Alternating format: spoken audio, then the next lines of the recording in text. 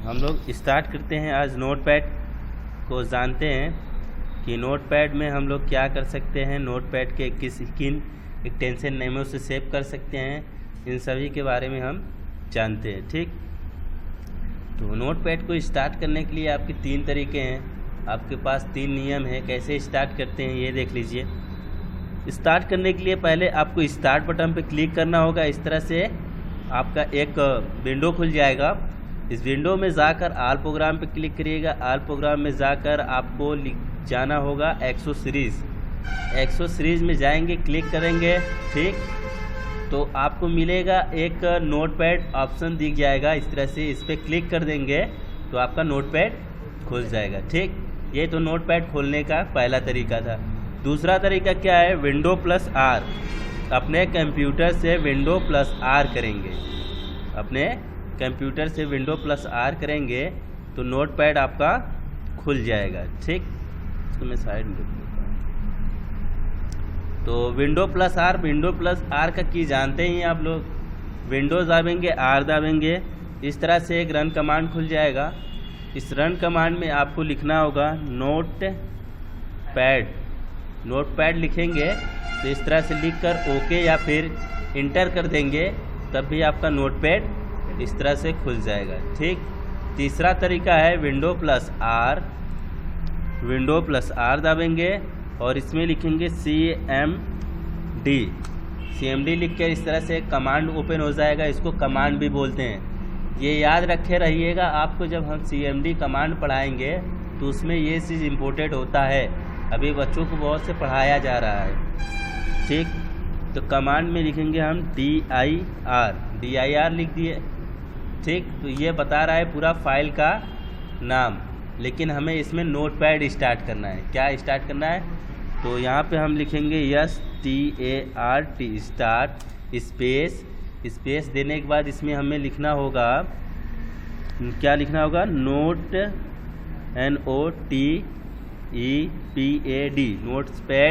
Inter करेंगे तब भी आपका नोटपैड खुल जाएगा। तो इस तरह से हम CMD से भी नोटपैड स्टार्ट कर सकते हैं। ठीक, आइए जानते हैं नोटपैड के अंदर क्या क्या होता है। तो सबसे इम्पोर्टेंट बात हम बात कर लेंगे, नोटपैड के ऊपर वाले बार दिख रहा है, इसको हम लोग बार कहते हैं, इसको टाइटल बार कहते हैं। कौन सा बार कहेंगे, टाइटल बार। इसको हम लोग क्या कहेंगे, मेन्यू बार, जिसके अंदर file, edit, format, view, help होता है, इसको हम लोग कहते हैं मेन्यू बार।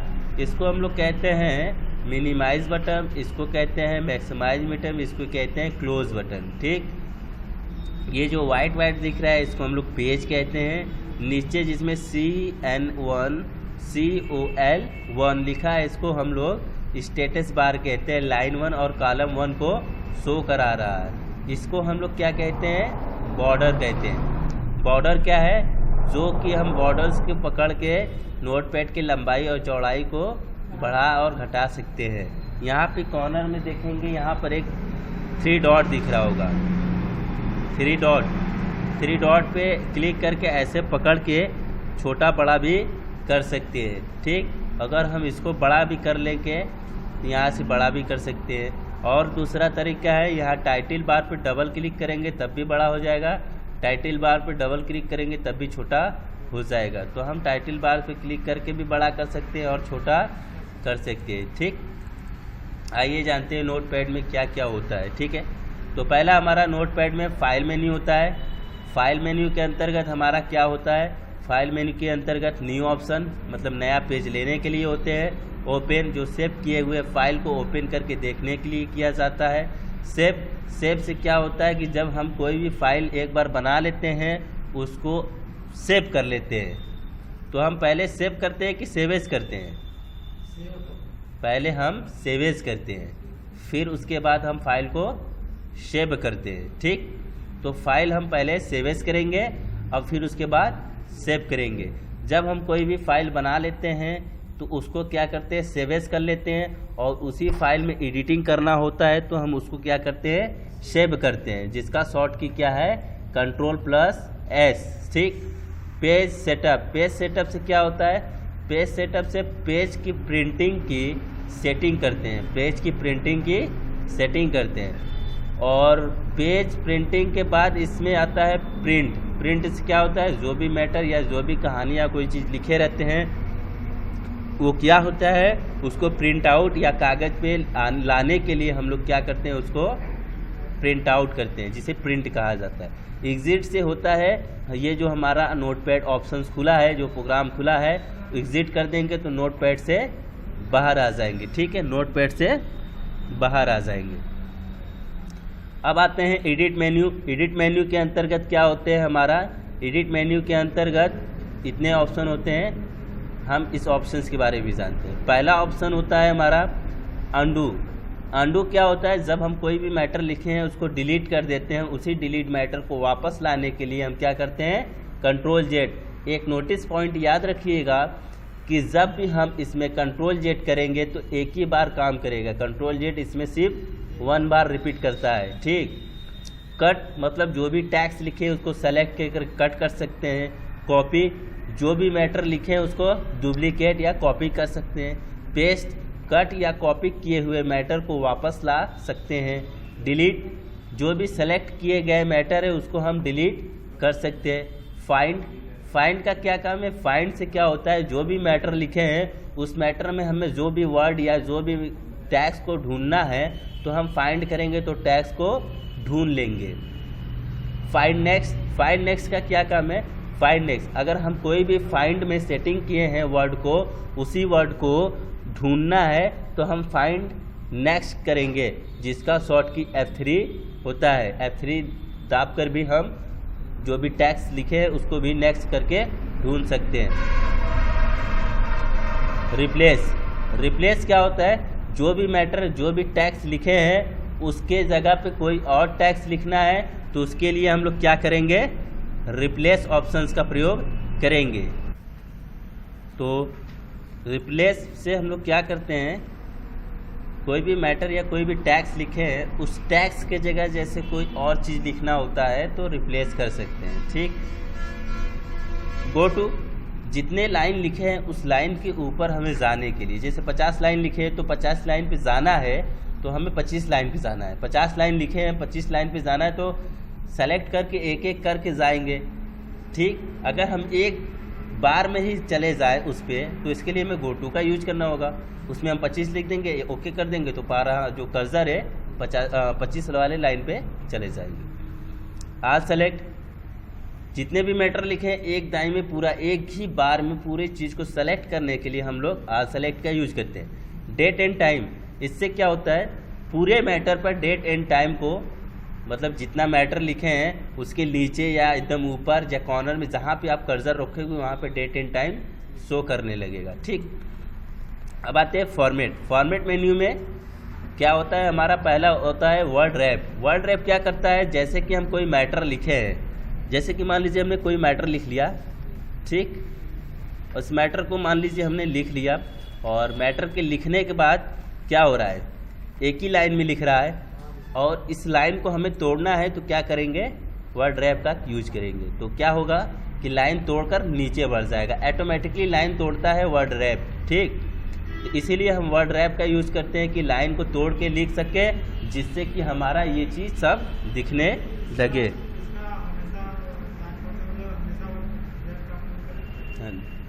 एक बार कर देंगे तो दोबारा नहीं होगा। ठीक, और तो क्या होता है, यही वर्ड रैप्स क्या होता है, पूरे लाइन को तोड़कर लिख देता है। अब जैसे लाइन को सीधा लिखना है तो यहाँ पे क्लिक करेंगे, लाइन सीधा हो जाएगा।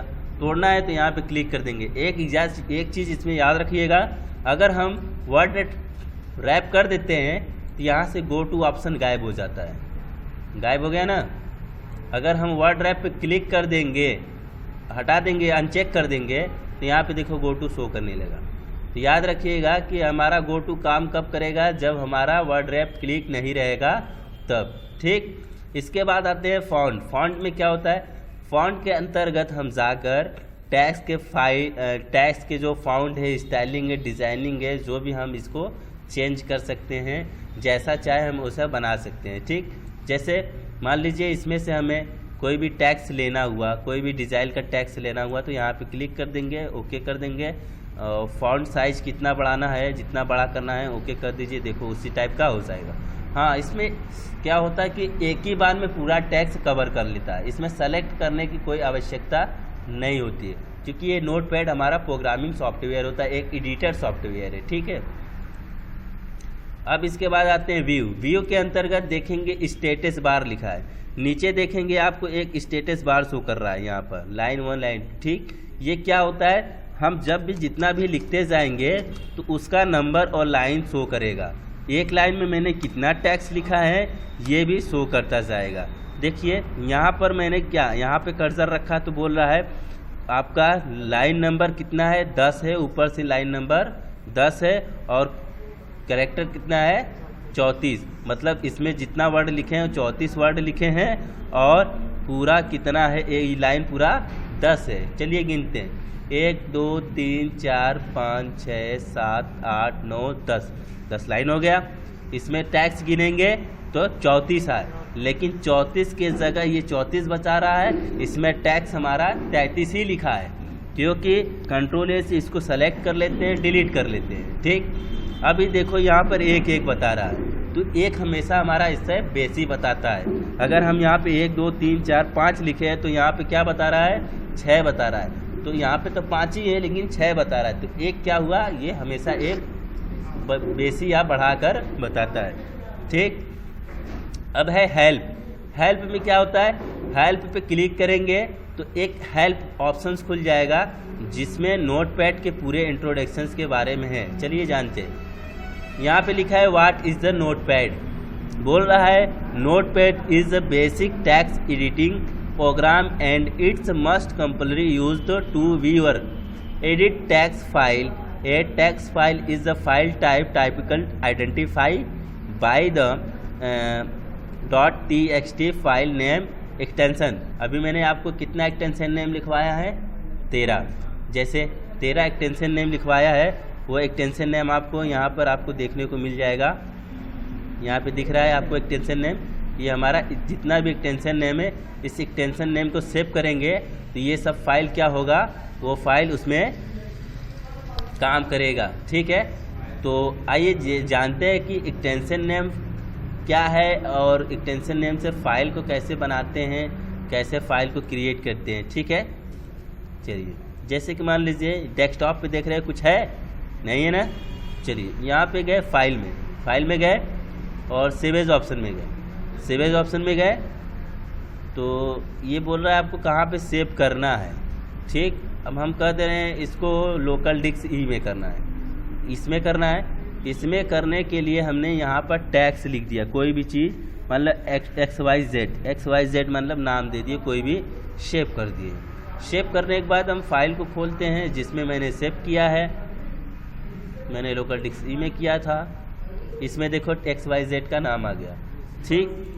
अब इसको हम जब सेव करेंगे दूसरे एक्सटेंशन नेम से तो यहाँ पे सेवेज में आएंगे, यहाँ पे XYZ है तो XY नाम चेंज XYS लिख के डॉट लिख देते हैं। डॉट लिखने के बाद देखेंगे पहला एक्सटेंशन नेम क्या है आपका, BAT बैट फाइल है ना। बैट फाइल बनाने के लिए क्या करते हैं हम, यहाँ पे text.bat लिख देंगे बैट और सेव कर देंगे। तो यहाँ पे देखेंगे बैट फाइल इस तरह से बनेगा। हम इसमें प्रोग्रामिंग भी करेंगे, कुछ कोडिंग भी बताएंगे, ठीक है। तो जितना आज बताया गया है उसको आप लोग एक बार रिवाइजन कर लीजिएगा एक बार, ठीक है। अच्छे से देख लीजिएगा और अच्छा लगेगा तो बताइएगा। और इसके बाद इसमें जो भी एक्सटेंशन नेम, इसको भी कल आप लैब में इसको चेक